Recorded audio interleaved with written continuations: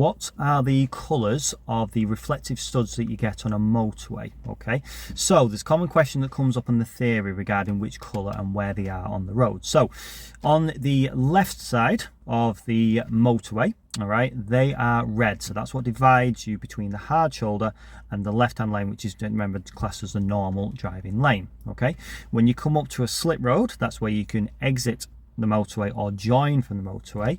Those red lights change to green. Okay, the reflective lights that are between the lines which divide the lanes, they are white.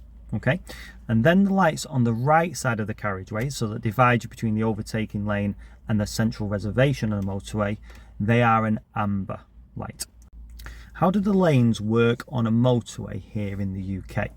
Now, a common misconception I get, because you're allowed to take learners on motorways now as a driving instructor, is everyone has, particularly if it's a 3-lane motorway, they have the 3-lane motorway as the slow lane, the medium lane, and then the fast lane. Okay, now it's an absolute nonsense, it's a fallacy. Okay, the way a motorway works is the left-hand lane is the normal driving lane. So you drive in that lane, obviously 70 miles an hour.